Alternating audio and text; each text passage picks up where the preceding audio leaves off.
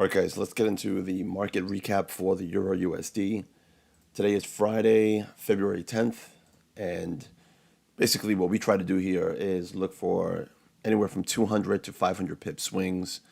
And in this channel, I try to go over some trades every week of the Euro USD to try to help you guys to see what the trading strategy is or the strategies I use so that you can implement in your trading and also maybe to make some significant profits along the way. So with that said, I'm going to backtrack a little bit for the euro. Starting out this week, we had a gap, a pretty decent gap down. Nothing super major or significant, but we had this gap right over here, which I thought maybe we were going to try to fill, and you can see of the upper wick fill that up a little bit. It didn't close, so usually in official, if you're not familiar with how gaps work, pretty much if once the market closes with the body of the candle, that would consider a complete close. In this case, we only see this wick, which the market made an attempt to try to close that. And as a matter of fact, it did close it on the lower time frames, but we focus more on the daily and up here at Internal Trader. So looking back, they found some resistance here. We're going to go back again for the trend line analysis that I laid out in the last video. So again, we're going to, and by the way, I made it almost an hour-long video on the trend line analysis that I used, and it's actually a mini course. If you want to go check that out, I'll link that at the end of this video, and you guys can go check that out and study on the trend line. And so it makes more sense to see what I'm drawing on the chart, and you guys can, check that video out and get more familiar with it. So again, I look at the highs and the lows to try to gauge where the market is probably going to have some resistance or have some support or maybe have some kind of fluctuation. So step number one, I always look for the clearest high and the clearest low, which if we discount this portion right here, as a matter of fact, let me go remove this on this replay. Okay, this is how last week ended with this massive move down. Take a trend line here. I'm going to take my tool, support and resistance trend line, and I always have this magnet, so it snaps to the upper wicks and the lower wicks. So if I start this all the way here in the top, I'm going to take this and I'm going to connect it to the next low, which is right over here. Okay, so this gives me a clear look or clear indication. What should I look for going forward? Is the market going to find some support here? Is it going to break down and find resistance? What's going to happen around this trend line right over here? So that's where we left off with on the last video, or the last Euro USD market analysis video, and see what was going to be the next move going forward. So I step forward, you can see market opened up, gap below, and you can see if you close up, it opened up right below that trend line, moved up and found resistance. Now I wanted to look to see if this market's going to pull back up so I can get a short and maybe target this pivot zone right over here. So with that, again, this was Tuesday's candle. Didn't make any major moves, a complete move, so to speak. It did attempt, you see this big wick up, made a nice attempt up and made a nice attempt down, but it pretty much ended up flat. You can see that here at the end of the candle. So the next day, same thing, nothing major, made an attempt to go to the upside, and then finally, closed out over here. So next one, now this candle was this was a good entry, which actually I did. I ended up getting short at about a 1.088, which is almost the absolute top. So my short is right over here. And again, that goes back to the trend line that I was talking about in the training on the last video I did. And in this video, these tops connect to the bottoms, give you an opportunity to get into a trade and at a very optimal level. So again, went short over here at 1.0788, and that's where I'm holding now. So let's move forward. And you can see this is basically how the week ended. Nice big move down, and I believe I'm up over 100 pips and change. I gotta check to see what the PNL is. But anyway, what's more important is that the trade was a nice clean entry with a nice stop loss, and now targeting this zone right over here. Overall, I'm not completely bearish or major bullish yet, but I'm going to get into that in a second, showing you guys on the weekly chart why I'm leaning towards more on the bullish side. But so where I'm looking to target, even though I had an optimal entry rate over here, okay, my stops are still above this trend line, but it's safe to say that this is going pretty well. So we're going to hold on to this short. This is going to be my target zone right over here. Let me remove this right over here. Okay, this is a very important zone to look out for, and I'll show you guys in a second why that is. Nice resistance, pulling back here. I expect some kind of the possibility of a support here and then continuing to trend up. Now, oh, let me draw that back up. Okay. I'm going to do the same thing over here with this trend line. Take this tool, take this bottom, right over here. It's a nice, clean trend line, support to resistance, resistance again. And now I'm looking for the market to test this zone right over here for an opportunity to buy and then make a move to new highs. Now, if I draw that zone out again, actually, no, let me move back and see if I can have this. Okay, so I'm looking for more of a move here and then possibly continuation all the way back up. And I'll show you why that is. Also, let me go back for a second and draw the reason why besides that trend line over here.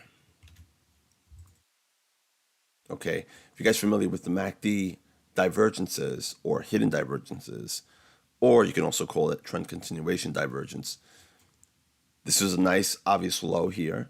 If the euro bounces right over here, this will be a slightly higher low.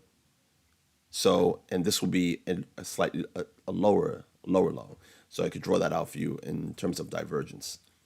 This low right over here would connect right here, and this low would connect there. So that's a nice obvious zone that's potentially a good spot to get long for a nice 500 or 400 pip move back up. So we have this hidden divergence or trend continuation divergence with a trend line and also a pivot zone, making a nice opportunity present for us to take some longs. So let me get rid of this. Let me get rid of this. Now let's take a look at the weekly. Okay, let me rid of this here. Let's take a look at the weekly chart. Now I'm going to make separate videos on the MACD and how I use them, and also chart patterns, because the patterns that I've been implementing over the years are extremely powerful and they work very, very well. So I can teach you guys how that works. But this is called there's multiple words for it. You got a megaphone pattern, you've got people calling it expanding wedge pattern, or trying to think of any other words. I think there's another word for this type of pattern, which I learned from the book called Encyclopedia of Chart Patterns. If you guys are interested in chart patterns, you guys can check that book out. It's actually a very, very good book that teaches you a lot about so many different patterns. It mostly involves stocks, but it doesn't matter. It still applies to Forex or whatever market that you want to trade. So this here is a bullish pattern, and what happens is that it starts out narrow at the very beginning and it starts spreading out, where the price, the trend line on the bottom becomes so far away, it's so stretched out that the market, it just can't move that low that fast. And what happens is it starts bottoming out. Now, I mentioned, I forgot which video I mentioned. It was a few videos back, but usually one of the biggest signs of a bottoming out of the market is to see divergence playing out, bullish divergence playing out on the MACD. This case, there was no divergence, so it was hard to get a heads up, and even the divergence on the daily chart wasn't as clear. So, it wasn't able to get a nice, entry all the way down here. But nonetheless, the market played out, or the chart pattern, I should say, played out very nicely, making a really strong bullish move. And after this breakout, the markets always move in cycles, right? So even after a breakout, in some cases, yeah, it breaks out and makes a strong continuation, just a move straight up. But obviously, as we know, the market always pulls back to give us another opportunity to get in. Now, after this break and now pulling back, that that trend line that I was showing you guys on the daily time frame chart, that might give us an opportunity to get long here and then make a continuation right back up.